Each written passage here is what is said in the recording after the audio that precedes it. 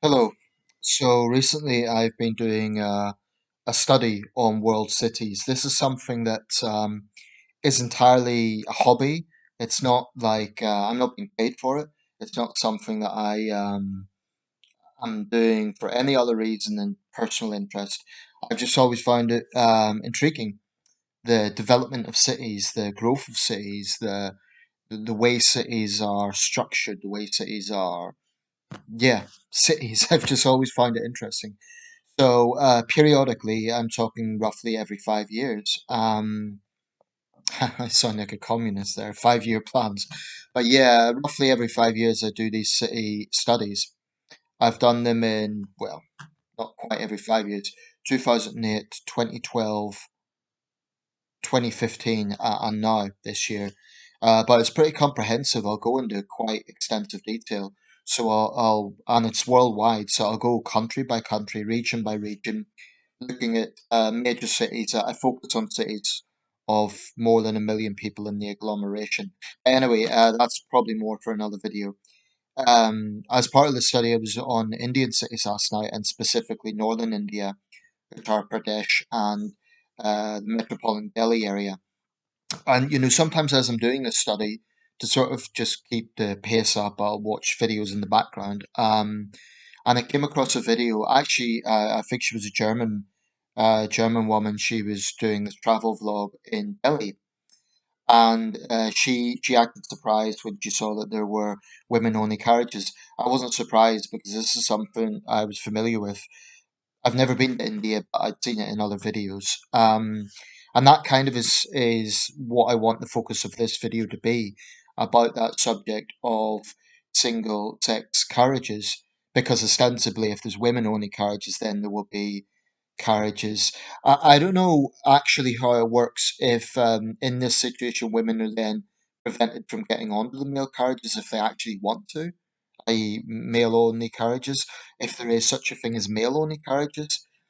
I understand the reason this came about. I don't know how long it's being used for. I think it's not a very long-standing policy. I think it's only in the last sort of 10, 15 years.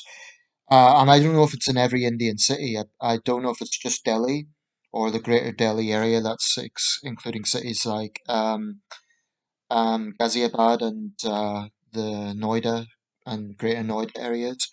So I don't know if this is extending to the rest of India. For example, I don't know if it's used in Mumbai, in Hyderabad, and Bangalore, and other major centers.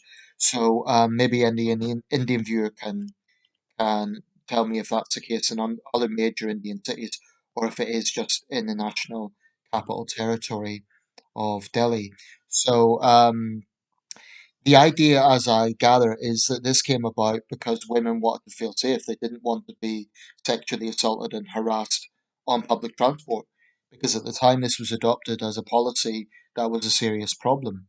And it's no mystery that India has had a problem with violence against women, with sexual violence against women. So um, the fact that there is a concrete policy in place and it seems to be widely supported, this is what I gather, that Indians generally support the policy, male and female, um, then it would seem to be a good thing. Certainly, anything that gives women peace of mind when they're traveling, if they do feel a sense of, if it gives them more security, that's a good thing, and should be welcomed. But I've always had a few questions about it, and I don't know, like I say, if this is just using Delhi or if it's using other Indian cities, indeed, if it's using other parts of Asia. I'm not sure if there's a similar thing in Karachi, although I don't think the Karachi transit system is as extensive. I don't know if it's using Dhaka. I don't know about Southeast Asia, for example, if there's something similar in Ho Chi Minh City, Bangkok, Metro Manila, Jakarta, or if this is an Indian concept. It's definitely not used, as far as I know, anywhere in Europe. Definitely not used in Britain. I mean, my local transit system, the Tyne-and-Wear Metro, I couldn't see such a policy taking place anytime soon, and I'll come back to that. It's not used in North America. I don't know about Latin America. I don't know about, for example, if it's used in Mexico City or Sao Paulo. But again, anyone who's in the know could tell me about this. Getting back to this, like I say, the positive side is it could potentially put women at a lot more ease, feel safer when they're traveling. And they have a right to, they're citizens. They shouldn't feel, nobody should feel unsafe when they're traveling. But there's a few questions I have about it, a few practical issues. For example, let's say you have a dynamic or a situation where you have a family and they don't want to be separated, i.e., the women members of the family want to travel with the male members. Well, the question is, are they allowed to do so? Are they allowed to go on the male carriages if they want to, for example? Because otherwise, it seems like segregation. And although I'm considering the point about safety, I also think as a general approach to human society, segregation is not a good thing. That's my gut feeling. I don't think it's a good idea to segregate people, whether it be on religious grounds, whether it be on racial grounds, or gender's a bit different because there's some common sense thing. For example, bathrooms are segregated to a large extent. No man would have a need to be in a woman's bathroom unless he's a pervert. So there's some obvious points of segregation when it comes to sex. Then, of course, we get into the grey area of trans issues, which I have my own views on. But, well, I was going to say that's for another video, but that is actually a question. How about trans people in India? What if you have someone, for the sake of argument, who self identifies as a woman and wants to ride on one of these women only carriages, but actually hasn't had the operation and still has male genitalia?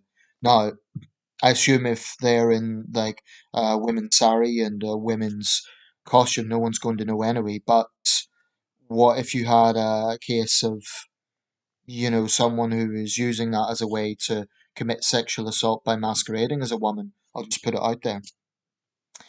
I mean, I know that's a long shot, and certainly it would be the risk there would be a lot less than if you had a crowded carriage with men and women. I appreciate the risk would be a lot less. But you have other situations. What, for example, if you have a single father, um, and he has a young daughter, let's say she's a child, and he doesn't want to leave her alone with strangers, you know, um, and he wants to be with her.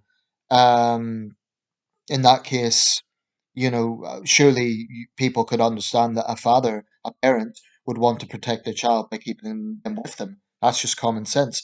I mean, if I'm a father, I'm not, but I'm not going to leave my 10-year-old daughter or my even younger daughter on a carriage with a lot of women that she doesn't know just because she's a girl. Um, so I just wonder how the policy works in that sense. Um, Another good thing about it actually is that it's a win-win. I mean, the big focus is it makes the situation safer for women, but actually it's good for men in a sense as well because it reduces the chance of false accusations. I'm thinking if you have a crowded carriage, and naturally people are pressing together because that is the nature of a crowded carriage, misunderstandings could happen. And I think it's plausible that innocent men have been accused of something they didn't do simply because maybe a woman was feeling insecure because of the situation, and let's say it was just a misunderstanding. Let's say someone's elbow or a bag or something pressed against her, and she got the wrong idea. um, I think it's very plausible in a country as big as India and a city as big as Delhi. It's one of the world's biggest agglomerations. Very plausible that there will have been incidents of innocent men getting accused. There will also have been incidents of guilty men getting away with it. So, in that sense, it's a win-win. I just think it's sad that it had to be that way. I think it's sad that it had to get to that level. But the German woman was saying, "Oh, she took gender studies," and I immediately thought, okay, well, see where this is going. And she was proposing, unless I'm mistaken, she was suggesting that we do something similar in Europe. I'm not sure about that. I'm not going to criticize the Indians. It seems this is a popular policy, and it seems it's an effective policy. But different parts of the world do have different contexts. And whilst a woman can be harassed anywhere in the world, anywhere, um, it's simply not accurate to say it's the same level of threat in every country, in every situation, because it's not. It's just not. And I think it's disingenuous to say that it is because you don't want to offend people by saying, oh, well, there's a bigger problem in this part of the world. But the reality is it can happen anywhere, but some places there is a bigger risk than others. Now, in my local situation, I'm in a conurbation of just over 1 million people, Tyne and Wear. We have the Tyne and Wear Metro. It's quite a busy system, 65 stations. It's actually the second biggest transit system in the UK after the London Underground. Um, and it's quite a busy system. But the idea, that we would have women-only carriages, honestly, I think most local people would look at that in shock and there'd be outrage, in fact, because they would say this is very un-British, this is segregation. I think there would be a big controversy over that. I think what would happen if a woman got sexually assaulted is there would be demands that the perpetrators are caught and punished. It would go down that line rather than let's have a separate carriage. That's not to say there won't be maybe feminist MPs who propose such a policy, but my gut feeling is it shouldn't be. It should be an absolute last resort, because it's a big thing. Segregating people is a big thing. Of course, public safety is paramount, and anything that makes women and men, for that matter, because remember, in Britain, if you have a drunk on a carriage late at night, a man could just as much be a victim, probably not of sexual assault, but he could easily be assaulted or, harassed. I've been on a carriage where drunks have got on, and it's very unpleasant, male and female, just mouthing off, making a fool of themselves, throwing the weight around. It's something that's always really disgusted me is selfish people who get onto public transport, and it's even worse when it's on a plane because there is no. It's not like they could just be thrown off. Um, what does it do? It causes stress to other passengers. It causes anxiety because you don't know if that person's a ticking time bomb, if they're going to lash out and get violent. Um, and that has happened. It's a headache for staff. In the case of an airline, for the cabin crew, in the case of a train, for any conductors. So I think it's really, really obnoxious. This is slightly digressing from the point of the video, but I do think that the British Transport Police need to really crack down on that. I think they need to have a presence in every major station. Um, and, I really, if I was a judge, I'd throw the book at them, really, especially if it happens on a plane. I've heard of cases where people have caused serious destruction at 30,000 feet, and then it goes to trial. There was a case in Manchester, and they don't even get a custodial sentence. And what you're doing at that altitude, you're potentially putting lives at risk. Because, say, a drunk sort of barged away into the cockpit. I know probably the door's locked and so on, but let's just say things went wrong. That's potentially a dangerous situation. So I do think that should be a custodial sentence, absolutely, because not only are you, causing misery for fellow passengers who paid a lot of money to have, travel is stressful. It can be. So people, when they pay a lot of money for a long distance plane ticket, any plane ticket, they want to have as peaceful a journey as possible. But I'm digressing. I know this has got nothing to do with the point of single sex carriages. So anyway, let me know your thoughts. In conclusion, I've mixed feelings about it. I think on one hand, it's a successful policy. It's a win-win because it protects women, but it also means innocent men don't get falsely accused. Um, on the other hand, it is fundamentally segregation, and I'm a little bit wary of that. There's other areas, like I say, bathrooms, that's common sense. But when we get to the point of segregating public transport, that's maybe it's sad that it had to be that way.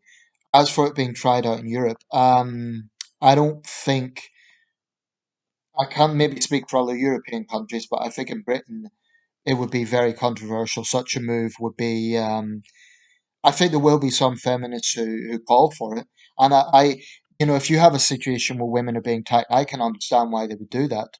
But again, it's a bit like the death of Sarah Everard in London. I do believe that there were some people exploiting that situation to push their own agenda. And frankly, I do believe it was taken out of context.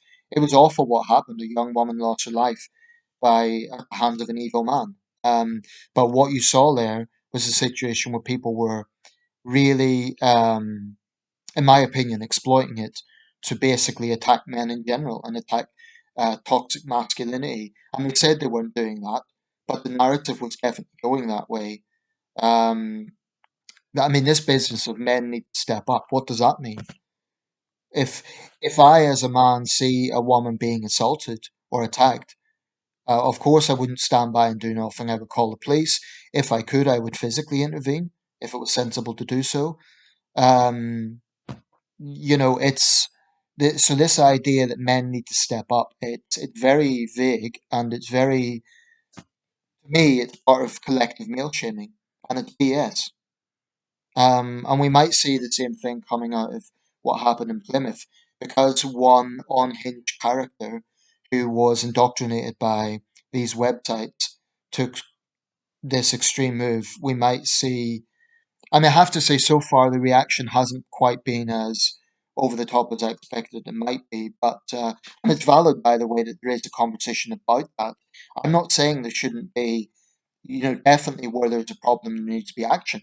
But I just think we also need to be careful not to take bad things and use that as a way of dividing people or having policies that are too controlling or too authoritarian. I mean, coronavirus has brought in restrictions that are unparalleled in modern times, anywhere in the world.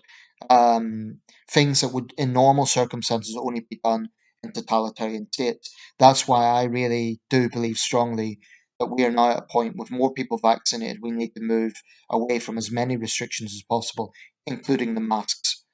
Um, I'm not anti-mask, by the way. I understand the principle of them, but I think with more people vaccinated, the moral and practical justification for them is decreased. I really do feel that way.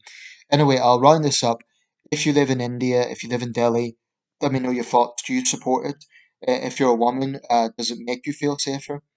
Um, just to be clear, I'm not against the idea. I can see merit in it, and it seems to be a successful policy. But I just think there might be some issues, like if a woman wants to travel with her husband, with her brother, with her boyfriend. Although I know in India it's still a bit conservative in that way, like public displays of affection and so on. But let's say even a father and a daughter, is that still possible? Or because I think if it was sort of a flat policy, like men and women have to be separated, you that can potentially cause problems if it's dividing families. If you have a father who has to part from his young daughter, how does that work? But maybe that's not the case. Maybe there's still that option that she can travel with him. Let me know your thoughts.